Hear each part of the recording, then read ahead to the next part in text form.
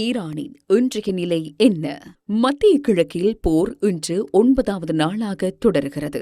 அமெரிக்காவும் இஸ்ரேலும் ஈரானில் உள்ள 5 எண்ணெய் சுத்திகரிப்பு நிலையங்களை ஒரே இரவில் தாக்கியுள்ளன. டெஹ்ரான் மற்றும் அல்போஸ் மாகாணத்தில் உள்ள 4 எண்ணெய் கிடங்குகள் மற்றும் பெட்ரோலிய உற்பத்தி போக்குவரத்து மத்திய நிலையத்தை இலக்கு வைத்து தாக்குதல் நடத்தப்பட்டுள்ளது. ஈரானின் அக்தாசி எரிபொருள் களஞ்சிய வளாகத்தின் மீதான தாக்குதல் இவ்வாறு நடத்தப்பட்டது.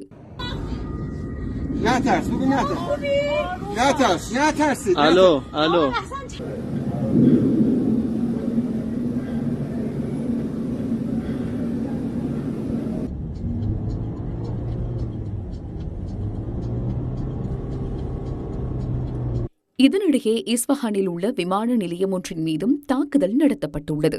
நேற்றைய தாக்குதல்கள் மெஹ்ராபாத் விமான நிலையத்துக்கும் பாரிய சேதங்களை ஏற்படுத்தியுள்ளது. தாக்குதலை தாம் நடத்தியதாக இஸ்ரேல் அறிவித்துள்ளது. ஈரானின் ராணுவ திறன்களை பலவீனப்படுத்தும் நோக்கில் அமெரிக்காவில் தயாரிக்கப்பட்ட F-14 ரக போர் விமானங்களை பயன்படுத்தி இந்த தாக்குதல் நடத்தப்பட்டதாக இஸ்ரேல் அறிவித்துள்ளது. அயல் நாடுகளை தாக்கப் போவதில்லை என ஈரான் அறிவித்த பின்னரும் இடம்பெற்ற தாக்குதல்கள். இதனிடையே தனது நாட்டின் மீது தாக்குதல் நடத்தாவிட்டால் தமது அயல் நாடுகளை தாக்கப் போவதில்லை என ஈரானின் ஜனாதிபதி நேற்று அறிவித்தார். அந்த அறிவிப்பை தொடர்ந்து நேற்று குவைத்தில் உள்ள சமூக பாதுகாப்பு கட்டடத்தின் மீது தாக்குதல் நடத்தப்பட்டது.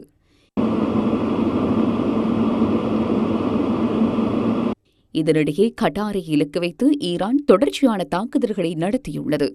அயல் நாடுகளை தாக்க மாட்டோம் என ஈரான் ஜனாதிபதி மசூட் பெசஷ்கியன் அறிவித்த சில மணித்தியாலங்களில் இந்த தாக்குதல் இடம்பெற்றுள்ளது.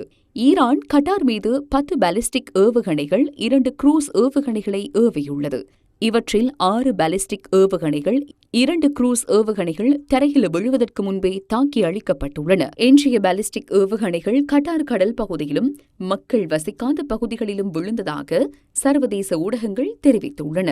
தாக்குதலை தொடர்ந்து தனது நாட்டின் இறையாண்மையை பாதுகாக்கவும் எந்தவொரு வெளிப்புற அச்சுறுத்தலையும் எதிர்கொள்ள தமது ராணுவம் முழுமையாக தயாராக இருப்பதாகவும் கட்டார் பாதுகாப்பு அமைச்சு வலியுறுத்தியது. இஸ்ரேல் தற்போது பெய்ரூட்டில் பல இடங்களில் தாக்குதல்களை நடத்தி வருகின்றது. வான்வழி மற்றும் தரைவழி தாக்குதல்கள் முன்னெடுக்கப்படுகின்றன.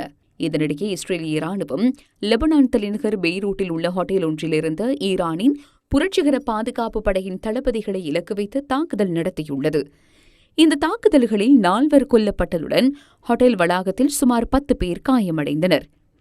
ஈரானின் ஏவுகணை தாக்குதல்கள் வான் பாதுகாப்பு கட்டமைப்பால் இடைமறிக்கப்பட்ட நிலையில் 3 பஹ்ரைன் பிரஜைகள் காயமடைந்துள்ளனர்.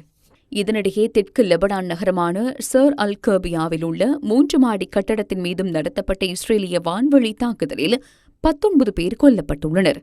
அதில் சிறுவர்களும் அடங்குகின்றனர். மத்திய கிழக்கு மோதலின் மத்தியில் இந்த ஆயுத வர்த்தகத்தின் நோக்கம் என்ன?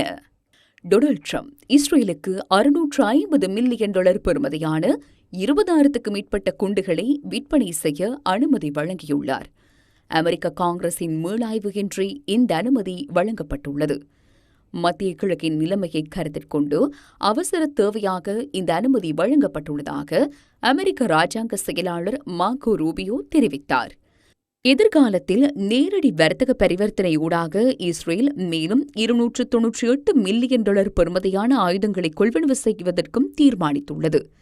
காசா பகுதியில் மக்கள் வசிக்கும் பகுதிகள் மீதான தாக்குதல்களில் இஸ்ரேல் இதேபோன்ற கனமான ஆயுதங்களை பயன்படுத்தியுள்ளமை தெரிய வந்துள்ளதாக 2024 டிசம்பரில் வெளியிடப்பட்ட ஐக்கிய நாடுகள் சபையின் அறிக்கையில் தெரிவிக்கப்பட்டுள்ளது.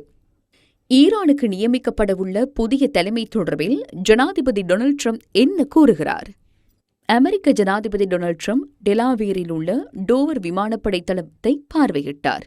டோவர் விமானப்படை தளம் அமெரிக்க விமானப்படைக்கான ஒரு முக்கிய மூலோபாய விமான போக்குவரத்து வசதியாக அறியப்படுவதுடன் பாதுகாப்புத் துறையின் மிகப்பெரிய ராணுவ பிரேதாரியை கொண்டுள்ளது.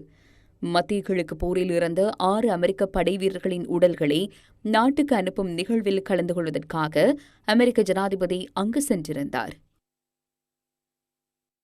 You said you want to be involved in the selection of the next leader of Iran. Can you talk to me? Well, because I don't want to just come back every 10 years, and mostly you'll have presidents, that won't do that because they don't get it.